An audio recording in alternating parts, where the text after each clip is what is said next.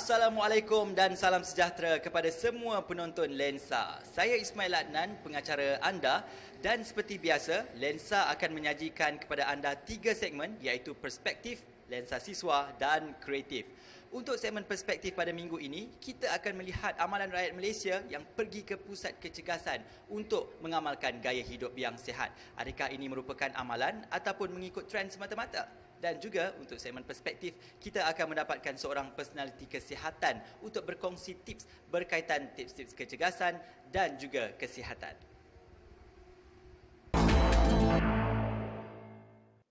Kalau nak dikira, saya mula involve ataupun masuk ke dalam bidang fitness ni lebih kurang 11 tahun yang lepas.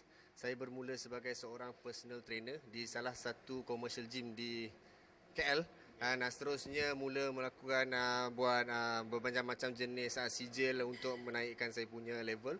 Dan sekarang ni akhirnya saya buka satu gym dan teruskan dalam bidang fitness as a fitness consultant. Background saya sebenarnya adalah seorang pelajar perubatan. Pada awalnya saya mengambil degree dalam bidang perubatan, tapi akhirnya bertukar ke bidang health and fitness. Walaupun bidang berbeza, tapi ada sedikit related lah. Sebab passion saya dalam sukan bina badan bermula pada tahun 2003. Saya dah mula dan itu menyebabkan saya minat untuk meneruskan dalam bidang ni. Salah satu sebab kenapa satu adalah sebab passion saya, memang idaman ataupun dream saya daripada dulu. Dan satu lagi sebagai pusat rujukan ataupun reference untuk klien-klien saya datang berjumpa saya ataupun mana-mana orang yang nak kena salah satu reference. Jadi saya boleh ada satu tempat base saya untuk saya publishkan. Tidak nafikanlah, memang banyak sangat gym sekarang yang buka, especially those yang this kind of gym, independent gym, we call it this is independent gym. Satu yang kita boleh bagi, mungkin kita boleh tackle customer dari segi service, because kalau nak kira equipment sama je mana-mana gym, semua mempunyai gym yang sama. Mungkin service ataupun add on values yang kita ada, contohnya macam group classes yang banyak membantu lah. Senaman merupakan pergerakan tubuh badan yang dilakukan secara berulang kali, secara terancang dan berstruktur, bertujuan untuk meningkatkan atau mengekalkan satu atau lebih komponen kecergasan fizikal. Senaman juga melibatkan penggunaan dan pengeluaran tenaga yang banyak. Untuk meningkatkan tahap kesihatan, tidak ada jalan singkat selain daripada membuat senaman dan mengamalkan cara pemakanan yang sihat. Terpulang kepada individu sama ada ingin meningkatkan tahap kesihatan ataupun ingin menjaga penampilan diri. Masa mula-mula dulu berat saya 93 kilo. Masa tu keadaan kesihatan pun tak berapa baik lah. So lepas join bawah Coach Syafiq ni, berat saya turun lah sampai sekarang dah 77 kilo. So lebih kurang dalam 12 kilo macam tu lah saya turun. So modul yang Coach Syafiq ajar pertama sekali ialah pemakanan saya lah. Kan, dia ajar saya macam mana pemakanan. Di antara suplemen dan makanan mentah ataupun raw food ataupun solid food, lebih baik fokus kepada solid food dulu. Especially for beginner, I always advise the beginner untuk ambil fokus kepada makanan harian ataupun makanan yang mentah instead of go for supplement. Supplement ataupun nama dia pun sendiri makanan tambahan. Jadi why don't spend so much on supplement? Spend dulu dekat makanan harian, lagi memberi zat ataupun nutrition yang lebih baik daripada supplement tu sendiri, sebab supplement adalah makanan proses. Dengan dia 5 minggu lepas pada JK1M tu, 5 minggu. So setiap minggu tu dia pecahkan mengikut body parts lah. Kan mula dengan chest dulu, lepas tu arms, lepas tu shoulder, terus sampai kaki lah. So memang banyaklah membantu saya turun berat badan saya sampai sekarang lah. Jadi semua bergantung pada matlamat kita. Pada saya, gym ni bukan satu trend, tapi satu gaya hidup. Kan, gaya hidup sihat. Okay, kalau kita nak improve kesihatan ni, salah satu cara ialah untuk menghadiri gym lah, sesi di gym. Bersenam merupakan aktiviti yang tidak menghadkan umur sama ada muda atau tua. Asalkan bersenam dengan teknik yang betul mengikut kesesuaian umur masing-masing, ia sudah cukup untuk aktiviti sihat ini. Berat badan yang ideal akan lebih mudah dikekalkan dan risiko penyakit jantung akan berkurangan sekiranya kita bersenam secara konsisten. Oleh itu, individu yang kerap bersenam, fizikalnya akan kelihatan lebih muda daripada usianya. Bila kita pergi gym ni, saya fikir satu dapat fitness, satu lagi ada dapat shape sikit lah. Bukan kita nak shape yang macam betul-betul, at least nampak macam orang kata estetik sikit-sikit pun jadilah kan. Ataupun fizik punya bodybuilder. untuk kita pakai baju sedap-sedap. Bukan intention saya untuk masuk competition ke apa. And some more, at my age now sekarang ni pun, saya dah lagi 3 tahun dan nak masuk 50, 47 years old. Jadi ramai yang, kalau umur macam saya, ramai yang tak apa larat. Kalau dia orang larat pun, dia punya mood nak datang pergi gym. Basically selalunya gym meletakkan umur 12 tahun dan ke atas. The reason why 12 tahun dan ke atas sebab 12 tahun dah boleh menjaga diri sendiri. Sebenarnya seawal usia, once dia dah boleh bercakap ataupun boleh berjalan, dia dah boleh memulakan di gym ni. Sebab kalau kita perhatikan di overseas, kebanyakan dia, especially di Russia and China, kanak-kanak seawal usia 4 tahun dan 5 tahun dia dah mula train. Kanak-kanak kecil untuk berjinak-jinak dalam industri fitness. Sebab tapi kena diawasi dengan orang besar lah. Terdapat juga teknik cara bersenam untuk kanak-kanak. Kebimbangan seperti terbantutnya tumbesaran jika bersenam di usia yang muda adalah andaian semata-mata. Senaman juga bertindak sebagai ejen anti penuaan kerana senaman dapat mengurangkan tindak balas negatif akibat stres. Senaman bukan sahaja bagus untuk kesihatan, malah penampilan fizikal juga akan berubah, kelihatan lebih segak dan bergaya. Ini sekaligus dapat meningkatkan keyakinan diri seseorang individu itu dalam menghadapi kehidupan seharian. Keinginan untuk tampak lebih segak dan bergaya seperti selebriti terkenal menjadi keutamaan remaja kini. Ketaksuban untuk membina badan boleh mendatangkan mudarat. Oleh itu, individu perlulah bijak dengan memilih cara semula jadi untuk meningkatkan tahap kesihatan dan untuk tampak lebih menarik. Pengaruh daripada kawan-kawan tu mungkin taklah sebab atas individu nak main tu ke tak. Cuma saya rasa sebab badan saya selalu kurus. Kadang bila kita nak berhadapan dengan orang, kita tak confident. So bila kadang badan kita pun main peranan juga. Bila orang nak berhadapan dengan kita, dia tengok okey. Dia kadang-kadang dia tak cakap lagi dengan kita, dia tengok fizikal kita dah cukup dah. Yang penting, jika hendak ke gym, lakukan dengan hati yang terbuka dan gembira serta jangan cepat berputus asa, sebaliknya tingkatkan usaha supaya mendapat kejayaan dan kepuasan dalam bersenam. Barulah kita akan terus lebih positif untuk mencapai matlamat yang telah disasarkan. Okay, sekarang ni saya nampak more to trending, but it's better to do as a lifestyle lah. Kalau macam diet pun kita banyak orang yang faham diet ni for a certain period. So sekarang ni kita jadikan diet tu as a lifestyle kita, and then fitness, kata main gym ke, bicycle ke, apa benda yang semua yang aktif kan, yang tu incorporate lah dalam lifestyle kita juga. So benda tu jadi macam dah biasa. So tak adalah sakit badan, sore sini, sore sana semua lepas satu workout kan. Psychologically and mentally disebabkan bila you mula untuk exercise ataupun bersenam di gym, stress level you akan mula menurun. You akan meningkatkan kualiti tidur you, so that the whole life you akan mula berubah ke arah yang lebih positif. Baiklah, kita dah pun saksikan beberapa tips berkaitan kecergasan dan penjagaan kesihatan dalam segmen Perspektif pada minggu ini. Untuk segmen Lensa Siswa pula, kita akan saksikan bingkisan berkaitan aktiviti sukan di universiti untuk tontonan anda di rumah. Jom sama-sama kita saksikan.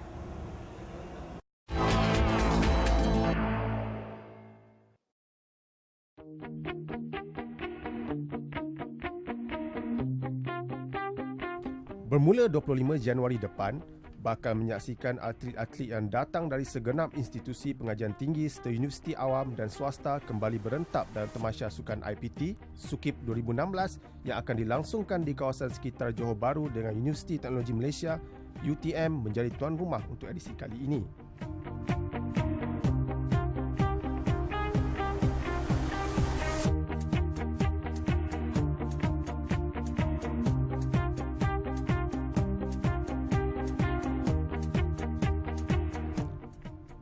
Tamasya Dwi tahunan yang menghimpunkan lebih 10,000 atlet dan pegawai serta sukarelawan adalah tamasya sukan terbesar yang melibatkan atlet IPT dan siswa di negara ini.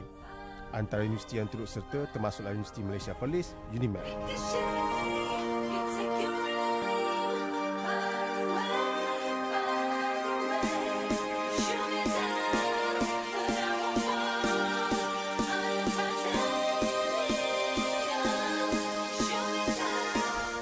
Telah sedia maklum, UNIMEP adalah antara universiti awam yang menonjolkan peningkatan paling ketara dari segi akademik dan dalam masa yang sama mereka juga menitik beratkan aspek kurikulum termasuklah sukan.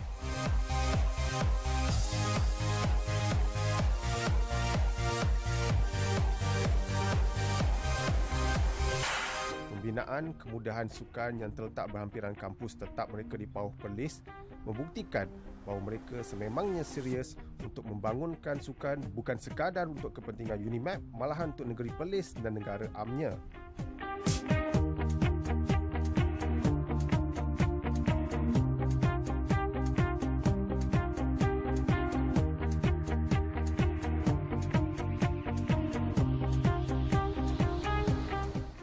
Dalam saingan Sukip 2014, antara kejayaan manis mereka termasuklah kecemerlangan dalam acara olahraga, antaranya termasuklah dengan merangkum pingat emas acara pecut.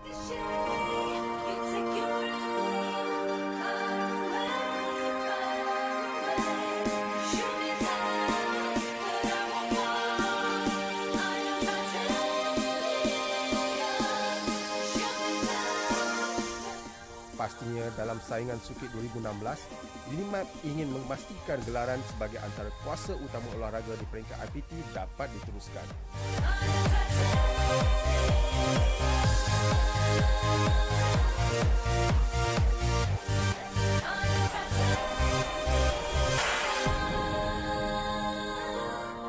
Bagi saingan Sukip 2016, berkemungkinan besar terdapat nama-nama baru yang menganggotai skuad olahraga mereka, namun tumpuan pastinya terarah kepada pasukan kejurulatihan mereka yang diketuai bekas pemenang berganda acara 100 dan 200 meter di Sukan SEA Vietnam 2003, Nazmizan Muhammad.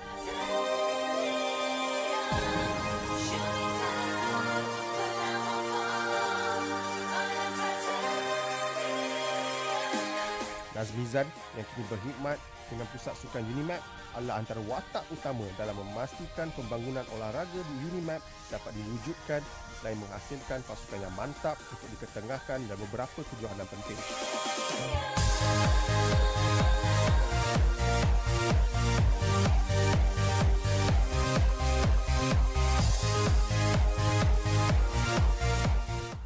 Untuk Sukip 2016 nanti, UNIMAP pastinya mahu melihat lebih banyak pingat emas dapat diraih atau setidak-tidaknya menjadi pesaing utama beberapa acara yang sebelum ini dikuasai universiti awam lain, khususnya yang berpusat di Lembah Kelang.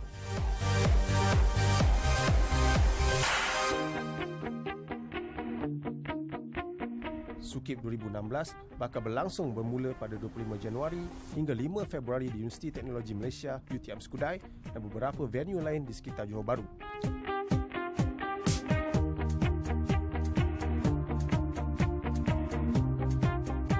Sukip kali ini bakal menyaksikan 25 acara dipertandingkan dengan Universiti Teknologi Mara UiTM merupakan juara bertahan keseluruhan.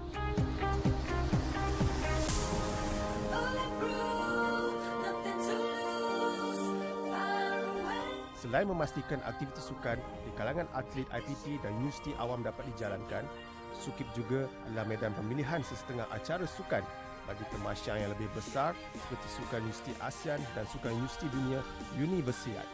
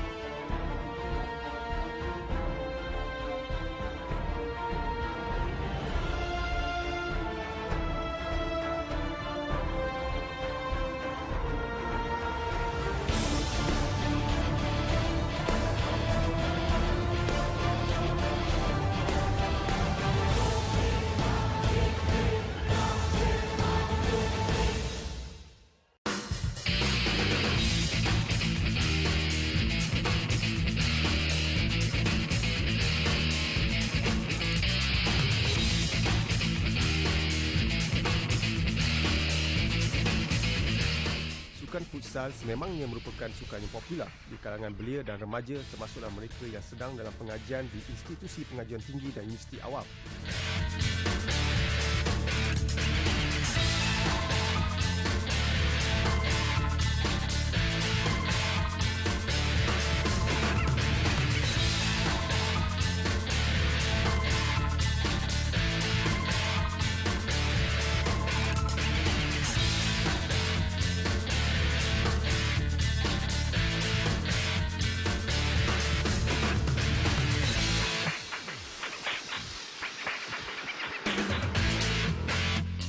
Justru dalam memastikan pembangunan sukan serta aktiviti sukan terus rancak di peringkat pengajian tinggi, Kementerian Pendidikan Tinggi meneruskan saingan Liga Futsal IPT.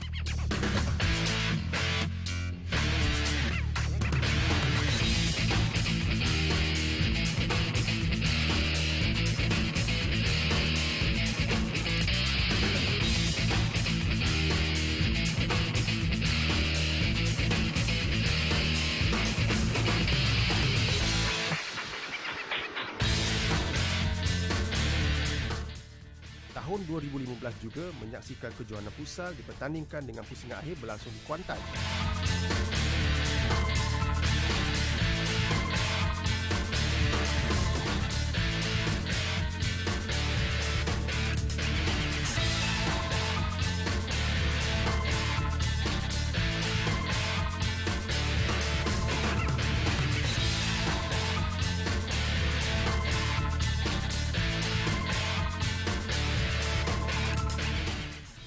Universiti Teknologi Mara (UiTM) menepati ramalan selaku pasukan pilihan selepas muncul juara kategori lelaki setelah menewaskan Universiti Islam Antarabangsa Malaysia UIAM 2-1 dalam perlawanan akhir, sementara salah seorang pemainnya turut dinobatkan sebagai pemain terbaik kejohanan.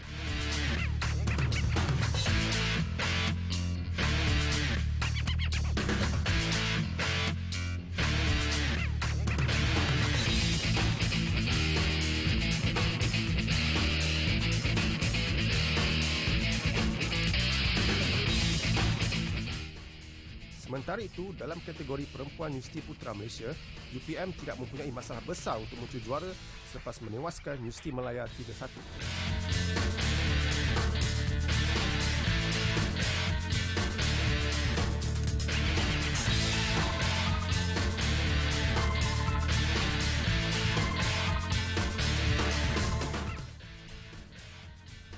Bagi pihak penganjur, mereka ternyata berpuas hati dengan perjalanan penganjuran kejohanan ini dan ianya dijangka akan diteruskan pada tahun-tahun akan datang dalam memastikan aktiviti futsal terus rancak di kalangan siswa.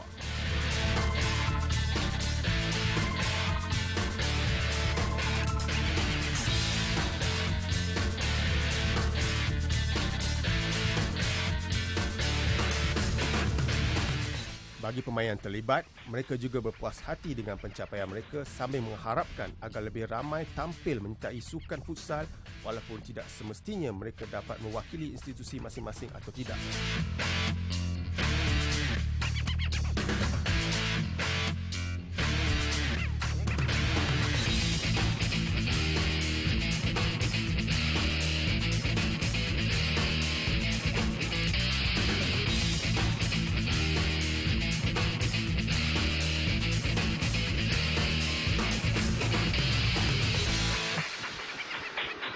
Dan saya ingin ucapkan tahniah kepada pihak IUM kerana menjadi penganjur yang baik dan telah berjaya melaksanakan tanggungjawab mereka untuk menjalankan grand finale ini dengan cemerlang. Terima kasih, saya tak sangka dapat berjaya menilai ini.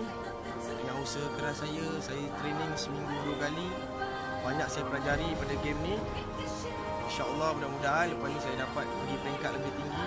Dengan semangat yang saya dapat berjaya menilai ini, InsyaAllah mudah-mudahan. Okey, saya rasa dengan kejohanan Liga IPT ni memang obviously memang akan melahirkan banyak talent-talent baru bukan untuk liga kita, liga kebangsaan futsal kita dengan untuk Malaysia lah.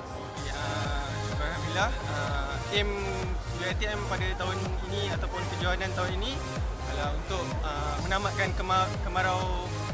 kemarau final, kemarau kekalahan, nak menjadi juara.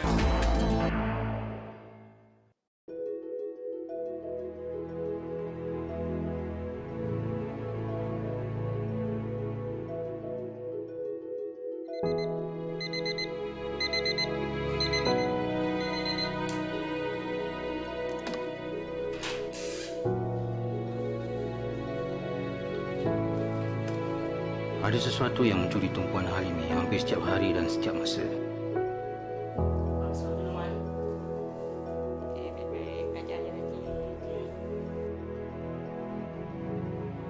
Rutin hariannya bermula seawal pagi menuju ke sekolah sehinggalah ke kelas tambahan petang. Penantian Halimi untuk menghabiskan waktu pembelajaran menyebabkan dia sentiasa berusaha untuk cemerlang di sekolahnya.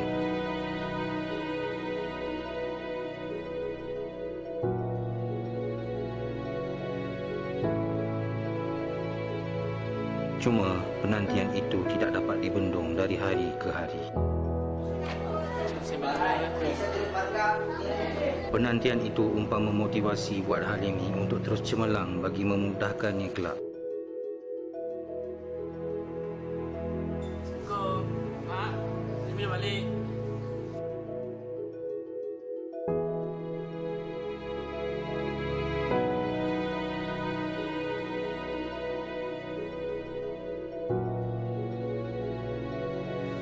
Mak, betul tak ada?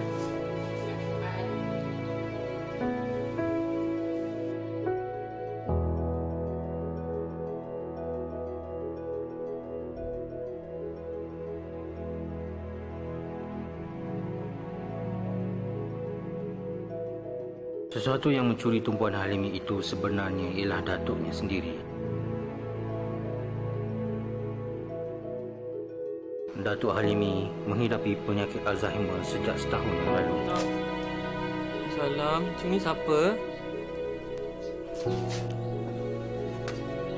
Tuh, ada Limi lah. Datuk tak ingat ke? Tak apalah, nanti Halimi ingatkan Datuk ya. Datuk ni anak Datuk yang pertama. Nama dia Syarul. Sekarang belajar kat Memori datuknya terpadam sedikit demi sedikit dan hilang dari diari hidupnya. Halimi berusaha membantu atuknya untuk kembali mengingati dan berfikir serta kembali ceria seperti asalnya.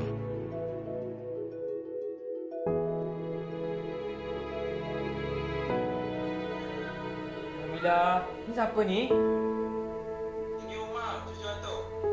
Cucu Atok? Kat sini semua baik, pelajaran pun jalan dengan baik. Kat sini cuaca pun okey, cerah.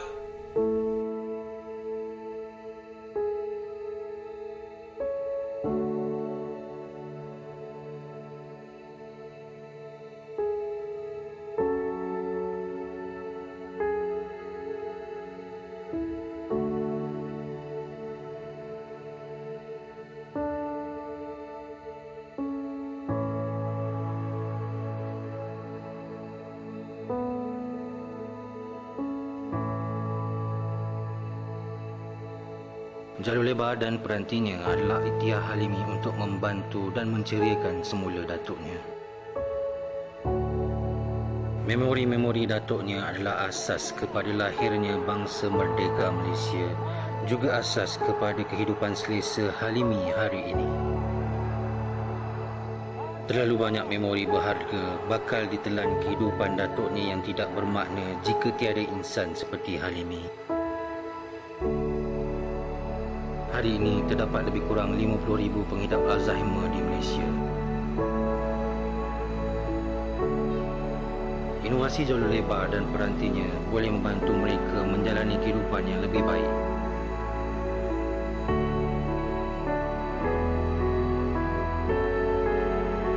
Namun, mereka memerlukan seseorang seperti Halimi bagi membantu mereka menggunakan dan menikmati inovasi jalur lebar dan perantinya yang semakin hari semakin berkembang maju dan dapat membantu mereka menjalani kehidupan yang lebih sempurna.